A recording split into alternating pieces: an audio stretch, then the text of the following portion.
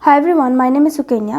and আজি আমাৰ টপিকটো হৈছে salient features of the constitution.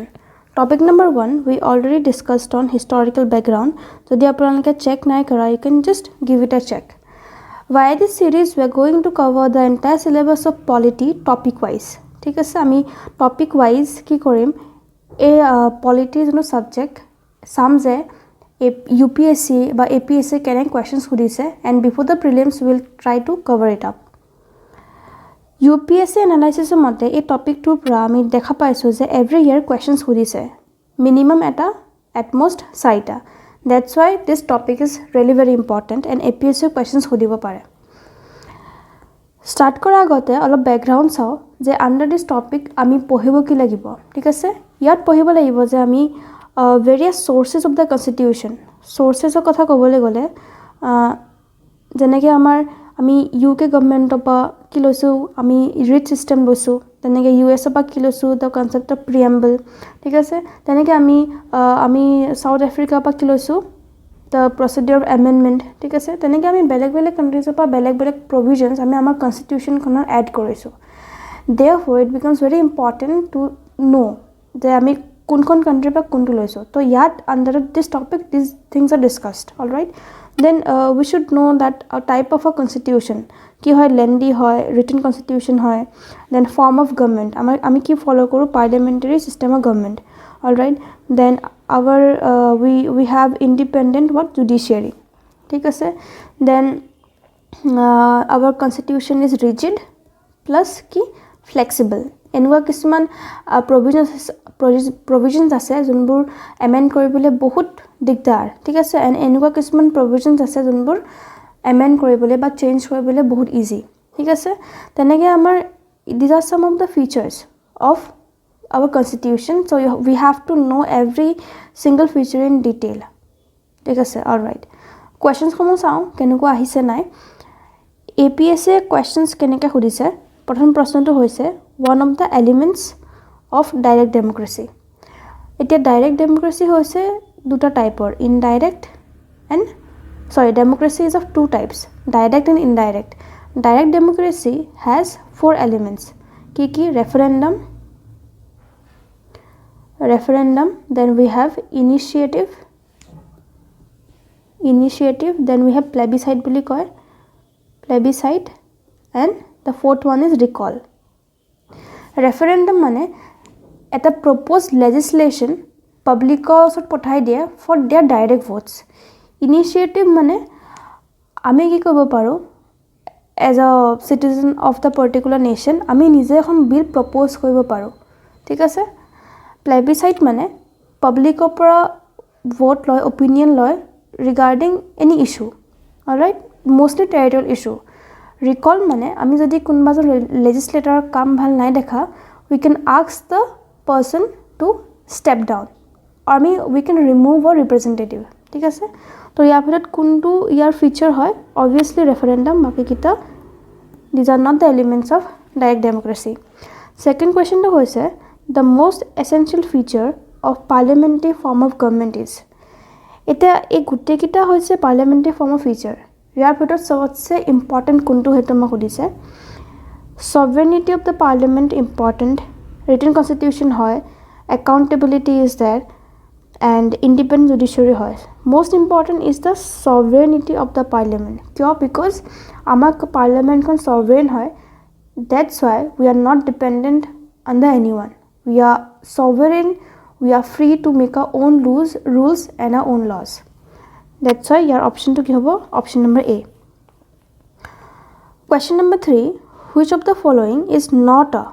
a feature of Indian constitution? কোনটো নহয়? So democratic হয়, republic হয়, মানে head of the state is directly or indirectly elected. Federal হয়, মানে clear division of power between center and state, ঠিক আছে? presidential হয় নেকি? নহয়. আমাৰ গভৰ্ণমেণ্টখন parliamentary form of government হয়, parliamentary. presidential form of government আমি ক'ত দেখা পাওঁ? আমি for example আমি US দেখা পাওঁ, ঠিক আছে? The constitution, number 4 question, the constitution of India is parliamentary. আমি parliamentary বুলি কিয় কৈছোঁ? Because ইলেক্টেড হয় কাৰণে নেকি নহয় এটো কাৰণে কোৱা নাই সুপ্ৰিম কোৰ্টৰ কাৰণে নহয় পাৰ্লিয়ামেণ্ট এটো কাৰণে নহয় the option will be the executive is responsible to the legislature মানে কি হয় এতিয়া আমাৰ council of ministers are itself a part of the parliament and council of ministers মানে ক্যাবিনেটক আমি কি বুলি কওঁ the executive body বুলি কওঁ এতিয়া যদি কাউন্সিল অফ মিনিষ্টাৰ্ছে কিছুমান ডিসিশনস লৈ আহিছে যোনবোৰ আমি ভাল নাই পোৱা বা যোনবোৰ আদাৰ এমপিছে ভাল নাই পোৱা they can ask question to this council of ministers and দৰকাৰ হলে they can ask to prove their majority in the parliament বা they can bring no confidence motion ঠিক আছে তো কিবা যদি ভাল নাই পোৱা the legislature can always ask them and legislature সমূহক কোনে appoint কৰি পঠাইছে আমি elect কৰি পঠাইছো তো indirectly executive is responsible to us গতিকে option D to correct হ'ব তো এইখিনি আসলে APSC অহা questions আমি এটা UPSC অহা questions সমূহ চাম এতিয়া আমি UPSC PIQs সমূহলৈ আগবাঢ়িছো প্ৰথম প্ৰশ্নটো হৈছে in the context of India which of the following principles is or are implied institutionally in the parliamentary government ঠিক আছে ultimately আমাক ওভাৰঅল সুধিছে যে পাৰ্লিয়ামেণ্টাৰী গভৰ্নমেণ্টৰ ফিচাৰ্ছ সমূহৰ কথা সুধিছে প্ৰথম অপশ্যনটো হৈছে মেম্বাৰ্ছ অফ দ্য ক্যাবিনেট আৰু মেম্বাৰ্ছ অফ দ্য পাৰ্লিয়ামেণ্ট এতিয়া council of ministers constitutes the cabinet and cabinet members বনিবলৈ কি হ'ব লাগিব they have to be part of the parliament তো yes this option is correct ministers hold the office till they enjoy confidence in the parliament সেইটো আমি আগৰ কুৱেশ্যনতে discuss কৰিলোঁ যে তেওঁলোকে যেতিয়ালৈকে মেজৰিটি প্ৰুফ কৰিব পাৰে পাৰ্লিয়ামেণ্টত তেতিয়ালৈকেহে তেওঁলোকে থাকিব পাৰিব যদি তেওঁলোকৰ কাম ভাল নাই পোৱা আমি কি কৰিব পাৰোঁ নো কনফিডেন্স মোশ্যন আনিব পাৰোঁ against the government and we can remove them ঠিক আছে উই মানে parliament so' this is also' correct third অপশ্যনটো হৈছে যে the cabinet is headed by the head of the state তো এই অপশ্যনটো দেখাত লাগিছে যে কেবিনেটটো হেড কৰে head of the state but this is false কিয় আমাৰ কেবিনেটক হেড কৰে হেড অফ দ্য গভৰ্নমেণ্ট ঠিক আছে হেড অফ দ্য ষ্টেট নহয় হেড অফ দ্য গভৰ্নমেণ্ট বহুত মাইনিউৰ এটা কনচেপ্ট আছে হেড অফ দ্য ষ্টেট কোন হয় আমাৰ প্ৰেচিডেণ্ট হয় ঠিক আছে and head of the government কোন হয় আমাৰ PM গতিকে কেবিনেটক হেড কোন কৰে কাউন্সিল অফ মিনিষ্টাৰ্ছক PM কৰে প্ৰাইম মিনিষ্টাৰে কৰে এণ্ড এই যোনটো বস্তু হয় ন এইটোকে কয় পাৰ্লিয়ামেণ্টাৰী ফৰ্ম অফ গভৰ্নমেণ্ট য'ত আমাৰ হেড অফ দ্য ষ্টেট বেলেগ হেড অফ দ্য গভৰ্নমেণ্ট বেলেগ হেড অফ দ্য ষ্টেট হয় আমাৰ president he is the nominal head ঠিক আছে and head of the government আমাৰ হয় PM and he is the real head ঠিক আছে and this is one of the feature of parliamentary form of government but presidential form of গভৰ্নমেণ্টত দুটা post একেই হয় ঠিক আছে head of the state and head of the government is run by the president itself তো ইয়াৰ অপশ্যনটো কোনটো হ'ব only 1 and 2 next question which one of the following in Indian polity is an essential feature that indicates that it is federal in character so কোনটো ফিচাৰে indicate কৰে যে কি হয় ইণ্ডিয়ান পলিটি ইজ ফেডাৰেল মানে কি হয় one of the feature is we can see clear division of power between center and state ঠিক আছে তো কোনটো অপশ্যন হয় ওৱান অফ দ্য ফিচাৰ্ছ সুধিছে ঠিক আছে এইটো মই ওৱান অফ দ্য ফিচাৰ কৈছোঁ আৰু ফিচাৰ্ছসমূহ আপোনালোকে ডিটেইলছত পঢ়িব লাগিব ঠিক আছে এতিয়া প্ৰথম অপশ্যনটো হৈছে যে we can see independence of judiciary এইটোৱে হয় ঠিক আছে জুডিচিয়াৰী ছেফগাৰ্ডেড ইণ্ডিপেণ্ডেঞ্চ এতিয়া জুডিচিয়াৰীৰ ওপৰত সুপ্ৰিম কোৰ্টৰ ওপৰত কোনো নাই সুপ্ৰিম কোৰ্টৰ ডিচিজন উইল বি ফাইনেল ঠিক আছে এণ্ড জুডিচিয়াৰীক আমি ইণ্টাৰফাৰেঞ্চ এক্সিকিউটিভৰ হওক বা লেজিসলেচাৰৰ হওক আমি ইণ্টাৰফাৰেঞ্চ দেখিবলৈ নাপাওঁ সুপ্ৰিম কোৰ্ট হওক বা আদাৰ courts they are free to জাজ দ্য কেচেছ ঠিক আছে অল ৰাইট নেক্সট কুৱেশ্যনটো হ'ল the main advantage of the parliamentary form of government is তোমাৰ এডভান্টেজ কি হয় পাৰ্লিয়ামেণ্টাৰী ফৰ্ম অফ গভৰ্নমেণ্টৰ অল ৰাইট তো option 1 the executive and legislature can work independently option B it provides continuity of policy the executive remains responsible to the legislature the head of the government cannot be changed without election to yabar kuntu hobo number C the executive remains responsible to the legislature যোনটো already আমি discuss কৰিলোঁ ঠিক আছে এইটো one of the important feature of parliamentary form of government and every one should know about this all right next কুৱেশ্যনটো হৈছে consider the following statements all right the constitution of India defines every word each and every word আমি মন কৰিব লাগে টুইষ্টটো তাতে সোমাই থাকে the constitution of India defines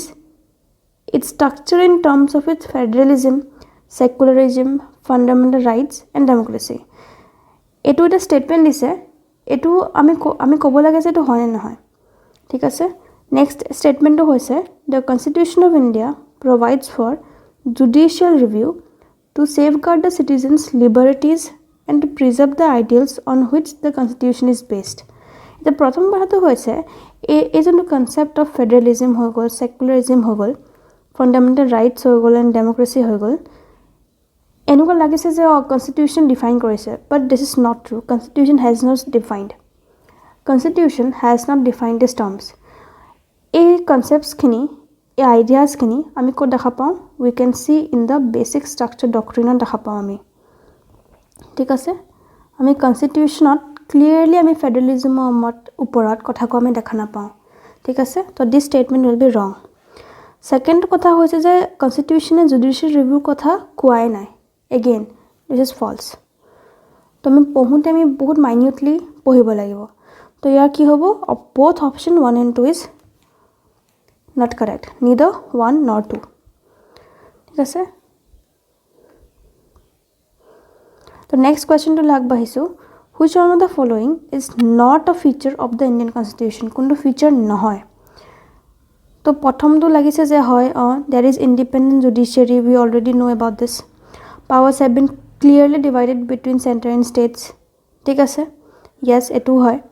then the federal units have been given unequal representation yes equally represent kora nai rajya sabha ba lok sabha ঠিক আছে যেনেকৈ US ত 50 seats আছে 50 states আছে and every states পৰা দুজনকে কি কৰে মেম্বাৰস পঠায় বাট ইয়াতো তো আনইকুয়াল ৰিপ্ৰেজেন্টেশন হেতু কথা কৈছে গতিকে এটো হয় নাম্বাৰ 3 টু লাষ্টৰটো কৈছে অপশন টু ডি টু হৈছে it is the result of N agreement among the federal units no agreement আমি কৰাই নাই কেতিয়াও ঠিক আছে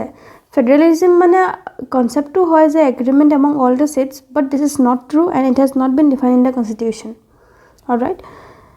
so next question to saw the right to vote to be elected in India so right to vote amar kuntu article 326 to eto what kind of right it is fundamental right niki no hoy ঠিক আছে